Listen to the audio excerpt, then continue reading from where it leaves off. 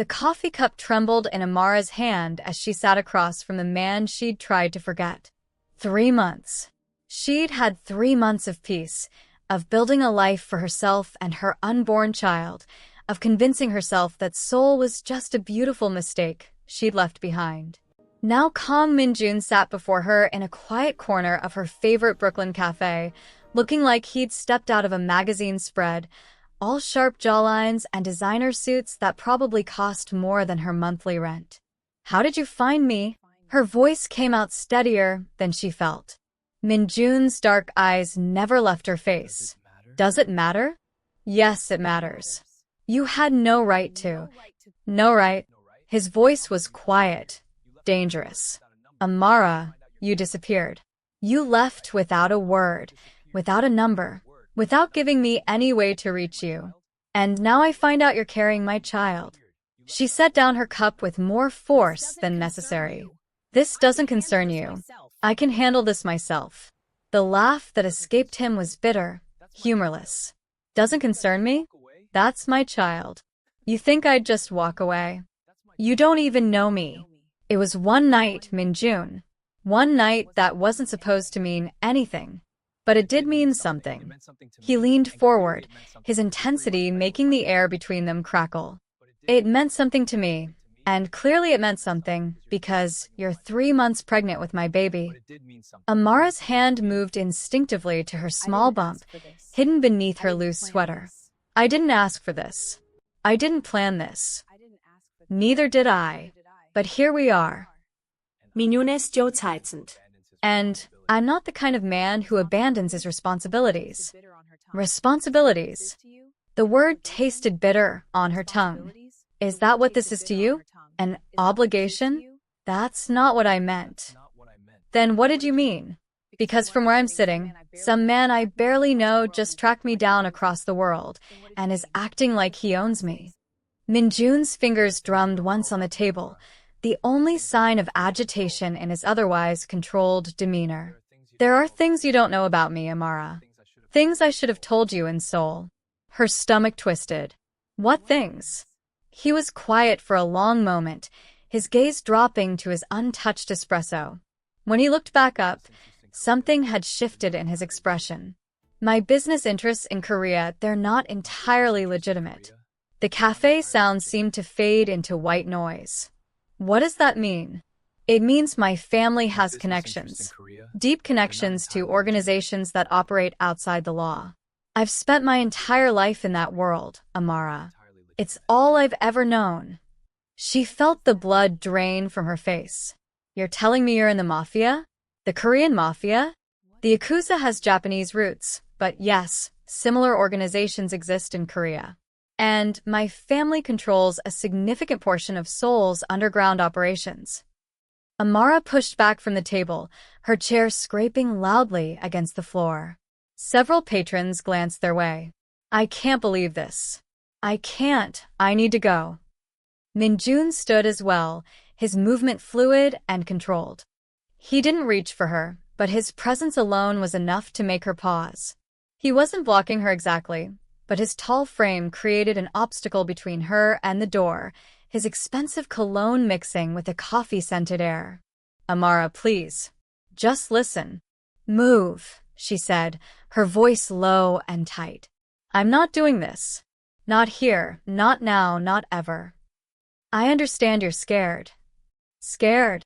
She let out a sharp laugh that turned heads. "I'm not scared, Min-Jun. I'm furious." "You lied to me." "I didn't lie. I just didn't tell you everything." "That's the same thing." Her hands clenched at her sides. "You let me think you were some successful businessman. You let me sleep with you, and now you're telling me you're a criminal?" His expression hardened. "I'm telling you the truth because you deserve to know. Because our child deserves a father who's honest." Before we continue, please click the subscribe button, like this video, and leave a comment. This lets us know you're following the story. Our child deserves a father who isn't going to get killed in some gang war or arrested and thrown in prison. Her voice cracked despite her anger. "I can't expose my baby to that world." "Then I'll leave it." The words hung between them, Simple and impossible. You can't just leave the Mafia, Min-Jun. I watch movies. I know how this works. A ghost of a smile touched his lips. Movies aren't always accurate. But you're not entirely wrong. It's complicated. It would take time, careful planning. But I would do it. For this child. His eyes met hers with an intensity that made her breath catch. For you. You don't even know me, she repeated, but her voice had lost some of its conviction. I know you left your favorite earring on my nightstand. I know you hum when you think no one's listening. I know you take your coffee without milk and 2 sugars. I know you're stronger than you think you are, and you're terrified of needing anyone. He took one step closer, careful not to crowd her. I know that night in Seoul wasn't just a night for me, and I don't think it was for you either. Amara's throat tightened. That doesn't give you the right to make decisions about my life. You're right. It doesn't. He reached into his jacket, and she tensed, but he only pulled out a card. This is my number. My real number, not the one I gave you in Seoul. Call me when you're ready to talk. Really talk. She didn't take the card. There's nothing to talk about, Amara. His voice dropped lower, taking on an edge she hadn't heard before. Commanding. Final. I don't care if you hate me. I don't care if you never want to see me again. But that's my baby inside you. My blood. My child. And I will be part of this child's life, whether you like it or not. The words hit her like a physical blow. The presumption. The audacity. The absolute certainty in his voice that he had any say in what happened to her body, her baby, her future.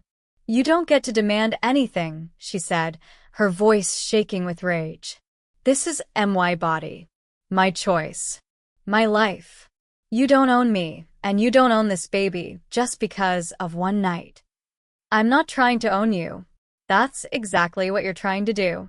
She pushed past him, her shoulder brushing his chest. Stay away from me, Min-Jun. I mean it.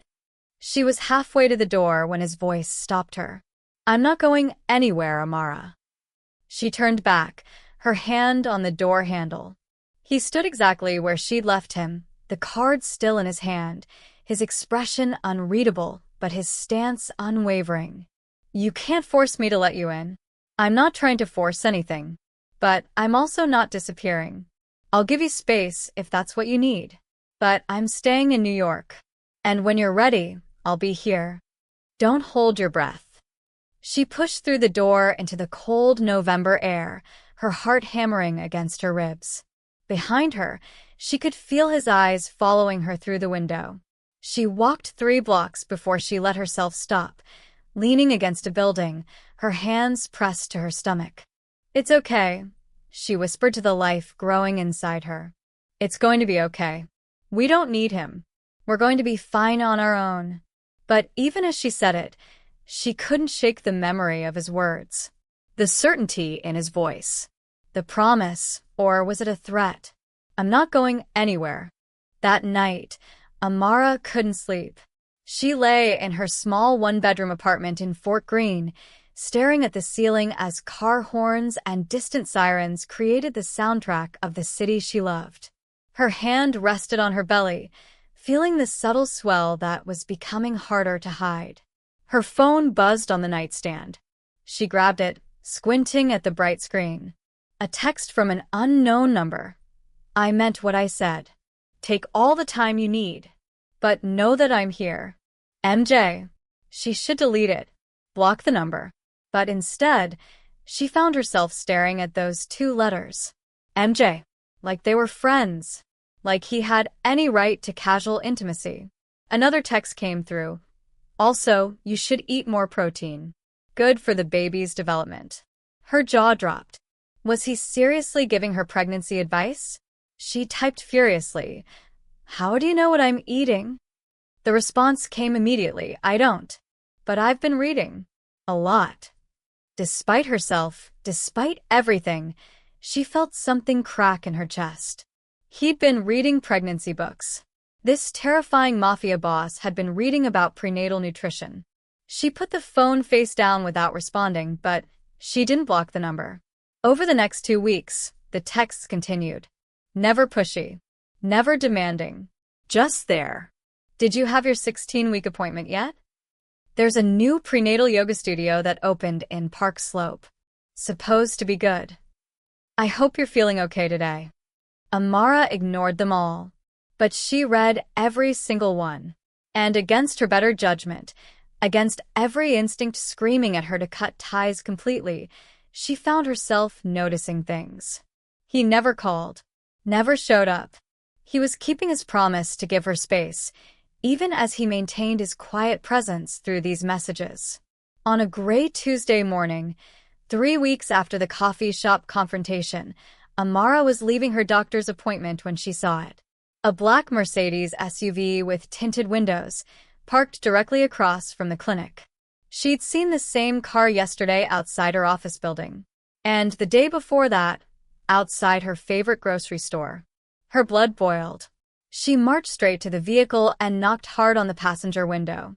It rolled down smoothly, revealing not Min-Jun, but a younger Korean man with sharp features and an earpiece. "Tell your boss I see you," Amara snapped. "Tell him this is harassment. Tell him I will call the police." The man's expression didn't change. "Ma'am, I'm just doing my job." "Your job is stalking pregnant women?" "My job is keeping you safe." "I don't need," she stopped. "Safe from what?" The man's eyes flicked to something behind her, then back. "Mr. Kang has enemies. Some of them might see you as leverage." Ice flooded her veins. "What are you talking about?" "I'm not at liberty to discuss details. But Mr. Kang wanted to ensure no harm comes to you or the baby." "This is insane." She stepped back from the car. "This is absolutely insane." She pulled out her phone and, for the first time, called the number Min-Jun had given her. He answered on the first ring. "Amara. Call off your guard, dog. Right now." "I can't do that." "Yes, you can. You absolutely can. I didn't ask for protection. I didn't ask for any of this." His voice remained calm, maddeningly reasonable. "There are things happening in my world that you don't understand. Complications. I'm handling them, but until they're resolved, you need security." "What complications?" When he didn't answer immediately, her voice rose. "Min-Jun, if I'm in danger because of you, I have a right to know." She heard him take a breath. "Can we meet?" "Not in public this time. Somewhere private where we can talk properly." "So, you can trap me somewhere?" "Amara." His voice held a note of hurt. "I would never hurt you. Never. But this conversation needs to happen face to face." She looked back at the SUV, at the man watching her with professional detachment. She thought about her baby, about the life she was trying to build, about how quickly everything had spiraled out of her control. Fine. "But somewhere I choose. And if you bring anyone else, I'm walking out." Agreed. An hour later, Amara sat in her own living room, watching Min-Jun examine her space with obvious interest. It was the first time he'd been inside her home, and she felt uncomfortably exposed as his eyes traveled over her bookshelves, her plants, the framed photos of her family. "Your mother?" He gestured to a picture of an elegant black woman with Amara's same smile. "Yes. She's beautiful. You have her eyes." "Min-Jun, you didn't come here to discuss my interior decorating." He turned to face her, his hands sliding into his pockets. Even in her modest apartment, he looked like he belonged in boardrooms and penthouses. "You're right. I came to tell you the truth. All of it." She sat on her couch, suddenly exhausted. "I'm listening." "There's a man named Kwon Jae-sung. He runs a rival organization in Seoul. For years, we've maintained a tense peace, divided territory, stayed out of each other's way. But 3 months ago, something changed.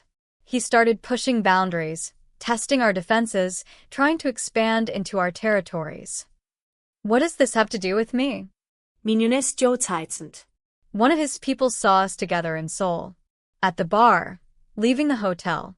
They took photos." Her stomach dropped. Photos.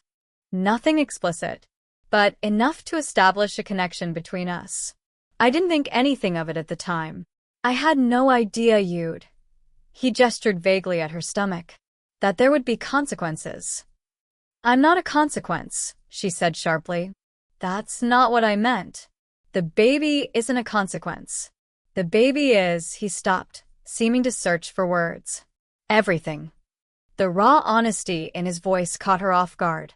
When I found out about the pregnancy, he continued, I immediately increased security protocols. But Quan has informants everywhere. If he knows about the baby, if he knows you're important to me, he'll use that. Important to you?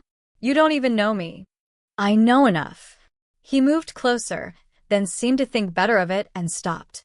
I know that you made me feel something I've never felt before. I know that the thought of something happening to you makes me— His hands clenched into fists. I can't let anything happen to you, Amara. Or our child. So, what?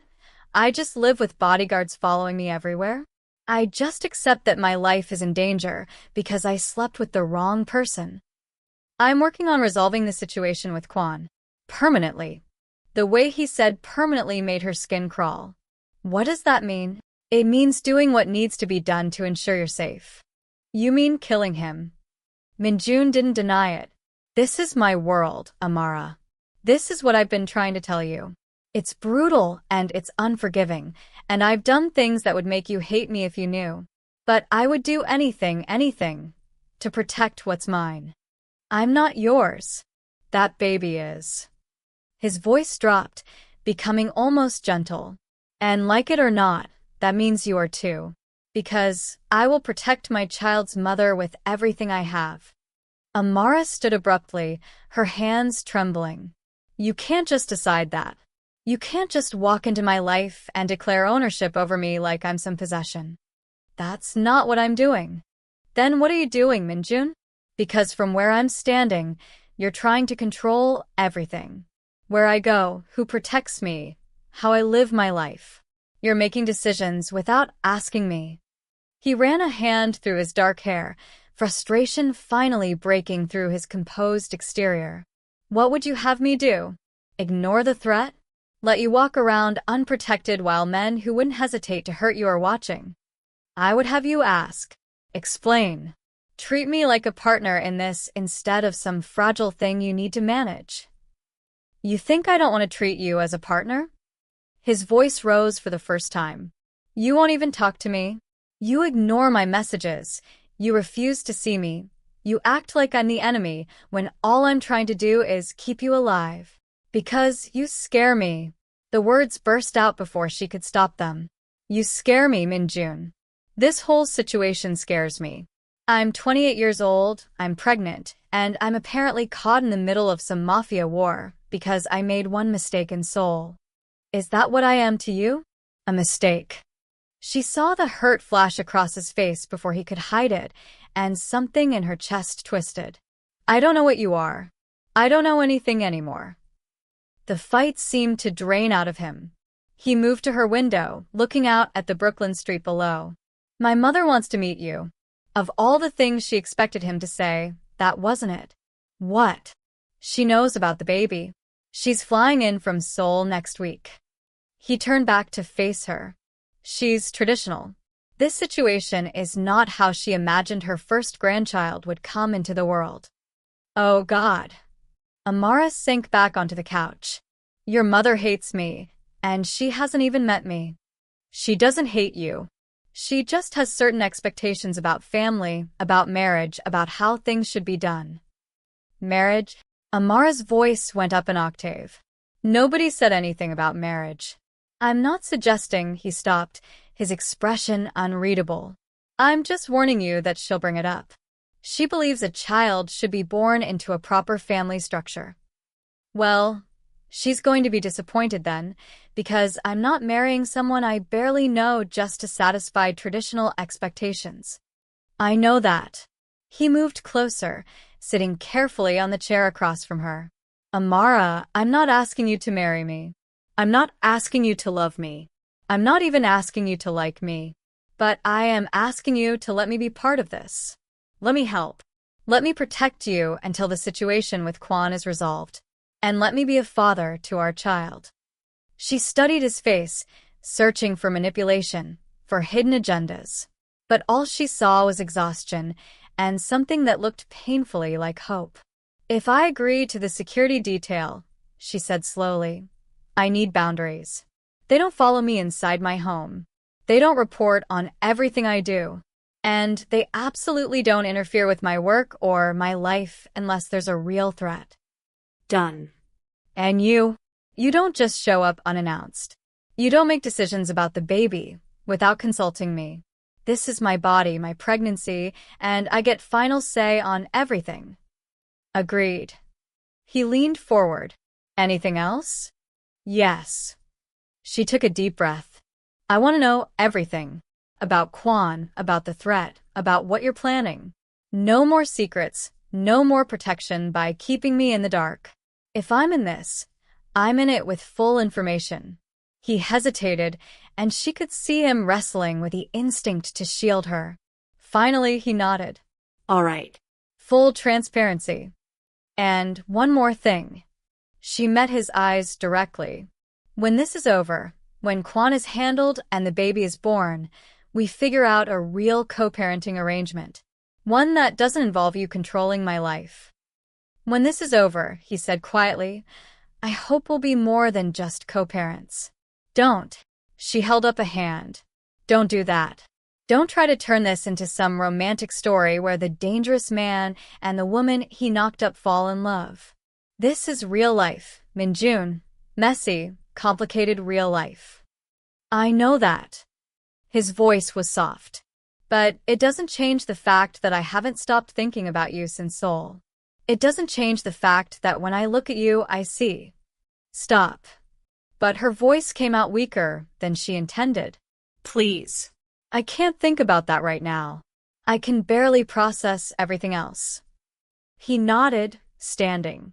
I should go. But Amara? He waited until she looked at him. Thank you for giving me a chance. After he left, Amara sat in silence for a long time. Her hand moved to her belly, feeling the slight flutter that she'd only recently started noticing.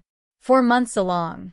In 5 more months, this baby would be real, would be here, and Min-Jun would be permanently woven into the fabric of her life. Her phone buzzed. A text from her best friend Jasmine. Girl, you better call me right now. I just drove past your building and there's a man in a black suit standing outside who looks like he could kill me with his pinky finger. Amara couldn't help but laugh, slightly hysterical. She called Jasmine back. Is that your baby daddy's security? Jasmine demanded. Amara, what the hell is going on? It's a long story. Then you better start talking, because I'm coming up right now, and I'm bringing wine. Well, wine for me. Sparkling cider for you. 20 minutes later, Jasmine sat across from Amara, her eyes growing progressively wider as the story unfolded. When Amara finished, Jasmine was quiet for a long moment.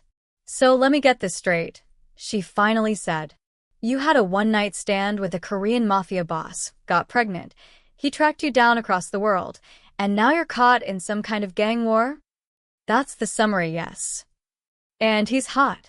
Jasmine, I'm just saying, if you're going to accidentally have a Mafia baby, at least he's attractive.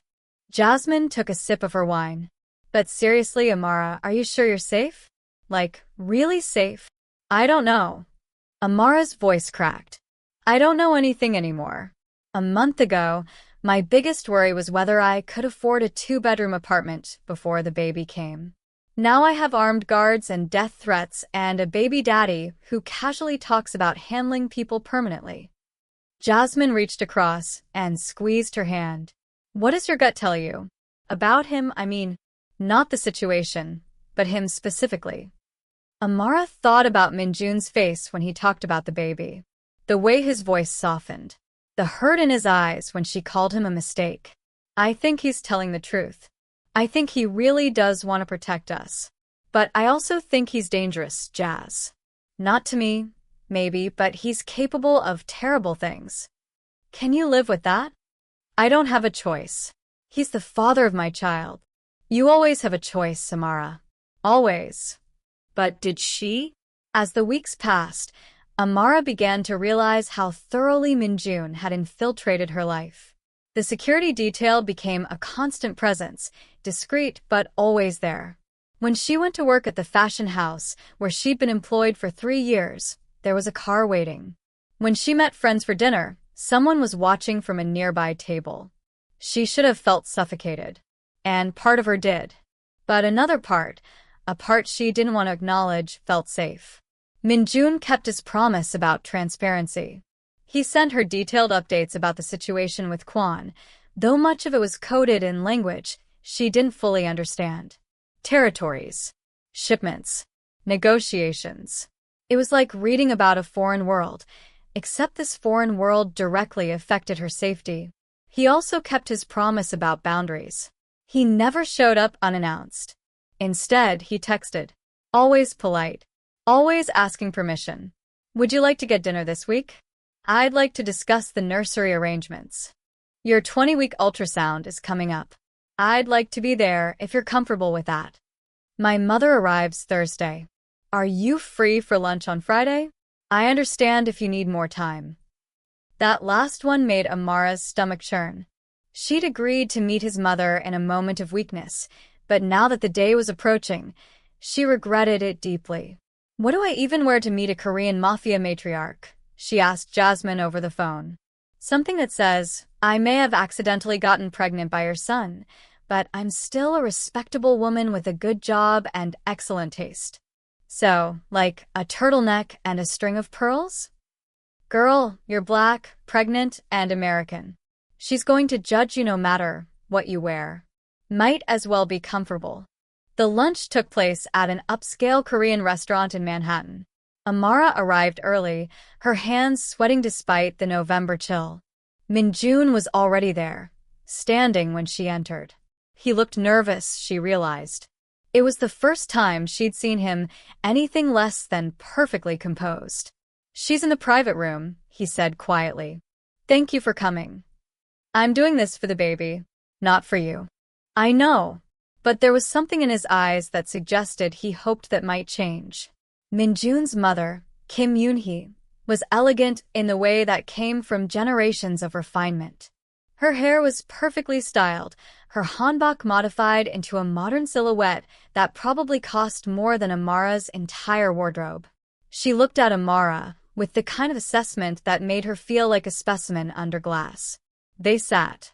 Mrs. Kim said something in Korean to Min-Jun, rapid and sharp. In English, mother, Min-Jun said firmly. Amara doesn't speak Korean. Of course she doesn't. Mrs. Kim's English was flawless, barely accented. She turned to Amara. You are carrying my grandchild. It wasn't a question. Yes, ma'am. And you have no intention of marrying my son. Amara glanced at Min-Jun, who looked like he wanted the floor to swallow him. We barely know each other, Mrs. Kim. I don't think marriage is the solution to this situation. In my family, children are born into marriage. It is the proper way. The honorable way. With respect, ma'am, we don't live in Seoul, and I have different views on what makes a family proper. Mrs. Kim's lips thinned. Min-Jun deserves a wife who understands his world, who comes from a family of standing. Who? Mother. Min-Jun's voice was quiet but cut like steel. Stop. I am simply saying, I know what you're saying, and I'm telling you to stop. He looked at his mother with an expression Amara couldn't quite read. Amara is the mother of my child. You will treat her with respect, or you will leave. Those are your options. The silence that followed was deafening. Mrs. Kim stared at her son like she'd never seen him before. Amara held her breath, waiting for the explosion. Instead, something shifted in Mrs. Kim's face. She looked between them, her sharp eyes missing nothing. When she spoke again, her voice had lost some of its edge. You care for her. It wasn't a question, but Min-Jun answered anyway. Yes. Does she care for you? That's not relevant, Amara interjected. What's relevant is that we're going to be parents. We're trying to figure out how to do that in a way that's healthy for everyone involved. Mrs. Kim studied her for a long moment. You are stronger than you look. I have to be. Yes. I suppose you do. She turned back to Min-Jun. When is the baby due? April. April 15th. A spring baby. That's good luck. Mrs. Kim's expression softened almost imperceptibly. Boy or girl? Amara hesitated. We find out at the next ultrasound. In 2 weeks. I would like to be there. Both Amara and Min-Jun looked at her in surprise. Mrs. Kim, I don't think, Amara began. I have lost much in my life, Mrs. Kim interrupted, her voice taking on a weight that hadn't been there before. My husband died when Min-Jun was 17. I raised him alone in a world that eats the weak. I have made sacrifices you cannot imagine to keep my family's position, to keep my son alive. She looked directly at Amara. This grandchild is not how I imagined expanding our family, but it is my grandchild nonetheless, and I will not lose more time. There was something raw in her words, something that made Amara's anger deflate slightly. This woman wasn't just a judgmental mother-in-law. She was a grandmother who'd already lost too much. The appointment is at 11, Amara said quietly. Brooklyn Heights Medical Center. Mrs. Kim nodded once, sharp and decisive. I will be there. The rest of the lunch was less hostile, though no less awkward. Mrs. Kim asked questions about Amara's family, her work, her health. Clinical questions, delivered without warmth, but without the earlier disdain. It felt like an interrogation disguised as polite conversation. When they finally left the restaurant, Min-Jun walked Amara to where his driver waited. I'm sorry, he said. She can't be difficult. She loves you. That's not difficult. That's just love. Amara pulled her coat tighter against the wind. My mother's going to be worse when she finds out. You haven't told your family? How do I explain this, Min-Jun? Hey, Mom, remember that business trip to Seoul? Well, funny story, she shook her head. She's going to lose her mind. I'd like to meet her. When you're ready. One parental meeting at a time. I'm still recovering from your mother looking at me like I was a stain on the family honor. She doesn't think that. She definitely thinks that. Min-Jun smiled, a real smile that transformed his usually serious face. Maybe a little, but she'll come around. She already is. How can you tell? She offered to be at the ultrasound. That's her way of accepting this. Of accepting you. Amara wanted to argue, but she was too tired. The pregnancy was starting to take its toll. The constant fatigue, the emotional roller coaster, the stress of everything happening around her. I need to go home, she said. I need to sleep for about 1,000 years. Of course. He opened the car door for her, then hesitated. Amara? Thank you for trying with her. I know it wasn't easy. She paused halfway into the car. Your mother said something that stuck with me. About keeping you alive. Is your life really that dangerous? His expression shuddered. It has been. I'm working to change that. How close are you to resolving things with Kwon? Close. There's a meeting scheduled for next week. Neutral territory, mediators present. We're going to settle this. And if it doesn't get settled? He didn't answer, which was answer enough. That night, Amara couldn't sleep. She lay in bed, her mind racing through everything. Min-Jun's face when his mother attacked her. The quiet strength in his voice when he defended her. The way he'd smiled, really smiled, for the first time since she'd known him. She picked up her phone and, before she could talk herself out of it, typed a message. Are you awake? The response came immediately. Yes. Are you okay? Can't sleep. Baby's doing gymnastics. Is that normal? According to the books, yes. According to my ribs, no. There was a pause, then. I wish I could feel it. Something in her chest tightened. She hadn't let him touch her stomach, hadn't let him get that close. It felt too intimate, too real. Maybe at the ultrasound, she typed before she could overthink it. You can see the baby moving on the screen. I'd like that. They texted back and forth for the next hour. Nothing deep, nothing profound. Just two people talking about pregnancy symptoms and baby names, and whether they should find out the gender or wait. It was the most normal conversation they'd ever had. The 2 weeks until the ultrasound passed in a strange blur. Amara's body continued changing, her belly growing more prominent. She had to buy new work clothes, maternity pieces that made everything feel suddenly very real. Min-Jun checked in daily, but he kept his distance physically. No surprise visits, no pressure. Just texts and the occasional phone call. It should have felt like relief. Instead, Amara found herself thinking about him more than she wanted to admit. The day of the ultrasound arrived cold and bright. Amara was surprised by how nervous she felt as she sat in the waiting room. Min-Jun arrived exactly on time, his mother 5 minutes behind him, both looking oddly out of place in the cheerful, pastel-colored medical office. Ms. Williams, the ultrasound technician, called. They all stood. The technician looked startled to see 3 people, but recovered quickly. All of you coming back? Amara nodded, suddenly unable to speak. The exam room was small, and with 3 people plus the technician, it felt crowded. Amara lay on the table, her shirt pulled up to expose her rounded belly. She saw Min-Jun's eyes fix on her stomach, saw something flicker across his face. Wonder, maybe, or fear. Cold gel, the technician warned before applying it.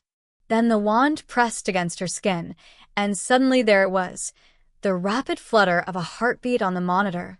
The unmistakable shape of a baby, so much bigger than the last ultrasound. Oh, Mrs. Kim breathed in Korean. Min-Jun moved closer without seeming to realize it, his eyes locked on the screen. That's your baby, the technician said with a smile. Would you like to know the gender? Emma looked at Min-Jun. This felt like a decision they should make together. He met her eyes, and she saw her own nervousness reflected back. Yes, they said in unison. The technician moved the wand, clicking and measuring. Congratulations. You're having a girl. A girl. A daughter. Emma watched Min-Jun's face transform. His carefully maintained composure cracked completely, and she saw raw emotion flood through. Joy, terror, something that looked almost like pain. His hand reached out, hovering near hers on the exam table, and after a moment's hesitation, she took it. His fingers closed around hers, warm and strong, and she felt him trembling. A daughter, he whispered in Korean, then in English. We're having a daughter. Mrs. Kim moved to the other side of the table, her eyes fixed on the screen where the baby was moving, tiny hands curling and uncurling. When she spoke, her voice was thick. She has your nose, Min-Jun. See? Right there. The technician continued the scan, pointing out features, taking measurements, declaring everything looked perfect. Amara heard the words but couldn't stop watching Min-Jun watch their daughter on the screen. This dangerous man, this person who lived in a world of violence and control, looked completely undone by the sight of their baby girl. When the appointment ended, they stood in the parking lot, the winter sun bright but offering no warmth. Mrs. Kim surprised Amara by touching her arm gently. Take care of yourself, she said. And the baby. My granddaughter. The last word came out softly, like she was testing it. I will return to Seoul tomorrow, but I will come back before the birth. After she left, Min-Jun and Amara stood alone by his car. A girl, he said again, like he couldn't quite believe it. Are you disappointed? I know in some cultures, sons are preferred. No, he cut her off firmly. Not disappointed. Terrified. Why?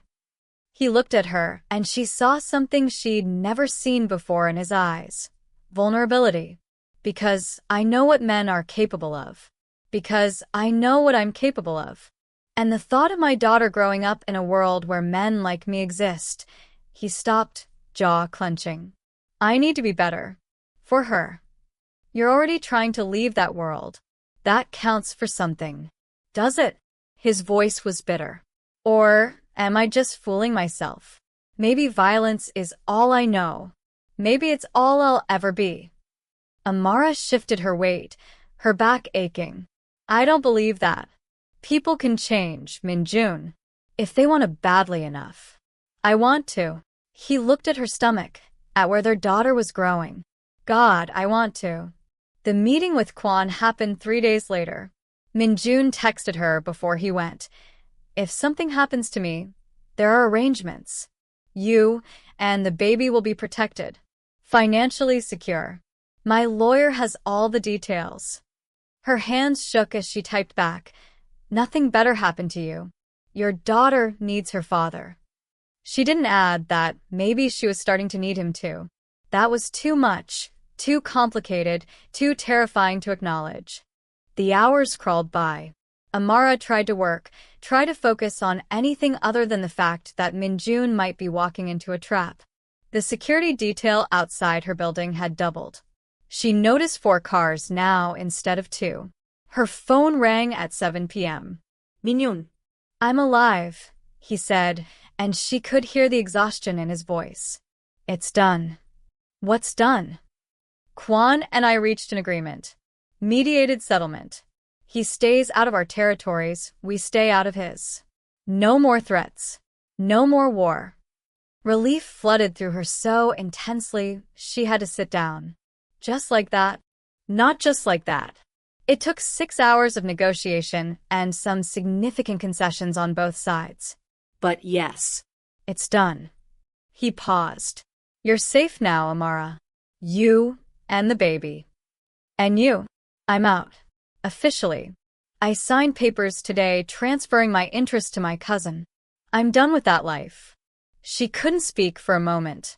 Just like that? You just walked away. It wasn't just like anything. I've been working on this for months, setting up legitimate businesses, ensuring the transition would be smooth. But yes, as of today, I'm no longer part of the organization. His voice softened. I told you I'd leave it. For our daughter. For you. Min-Jun. I know you don't owe me anything. I know one night doesn't create obligation. But I meant what I said in that coffee shop. I don't care if you hate me. I will be part of my daughter's life. And I'd like to be part of yours, if you'll let me. Amara pressed her hand to her stomach, feeling their daughter move. I don't hate you. You don't. No. I'm scared of you sometimes. Frustrated by you often. Confused about what I feel for you. She took a breath. But I don't hate you. That's a start. Don't push your luck. She heard him laugh, a real laugh, warm and surprised. Can I see you? Tonight? I know it's late, but come over. When he arrived an hour later, he looked different somehow. Still expensive suit, still intimidating presence, but something had shifted. He looked lighter, like a weight had been lifted. I brought food, he said, holding up bags. Korean comfort food. My mother's recipes, from a restaurant she recommended. They ate on her couch, the most domestic thing they'd ever done. He told her about the meeting, about walking away from the only life he'd known. She told him about her mother finally finding out about the pregnancy and demanding to meet him immediately. She wants to meet me? He looked genuinely nervous. Oh yes. She has many questions. Starting with why her daughter is pregnant by a man she's never mentioned. What did you tell her about me? The truth. That you're Korean, that we met in Seoul, that you're trying to be a good father. She didn't mention the Mafia part. One revelation at a time. They talked until midnight, until Amara's eyes were drooping. Min-Jun stood to leave, and she walked him to the door. He paused in the doorway, looking at her with an expression she couldn't quite read. Thank you, he said quietly, for giving me a chance to be better. To be the man our daughter deserves. You're welcome. Then, surprising herself, she added, Min-Jun? I'm glad you're safe. I'm glad you came back. His smile was soft, genuine. So am I. 5 months later, on a rainy April morning, Amara went into labor. Min-Jun was there within 20 minutes, holding her hand through every contraction, his face pale but determined. When their daughter finally arrived, screaming and perfect, he cut the cord with shaking hands. "She's beautiful," he whispered, tears streaming down his face as he held her for the first time. "She's perfect." Amara watched him with their daughter, this man who'd turned his entire life upside down for a child he'd never met. "What should we name her?" They'd discussed names but never decided. Min-Jun looked at their daughter, then at Amara. "Grace," he said. "She's Grace I didn't deserve." 6 months after Grace was born, Amara's apartment had transformed into organized chaos. Baby gear everywhere, Min-Jun present most evenings, helping with feedings and diaper changes. He'd proven to be a devoted father, patient and gentle with Grace in a way that still surprised Amara. They'd settled into a rhythm, co-parents who were becoming friends, then something more. It happened gradually in the quiet moments between baby duties. The way he looked at her while feeding Grace. The way her heart jumped when he texted. The night he kissed her, soft and questioning, and she kissed him back.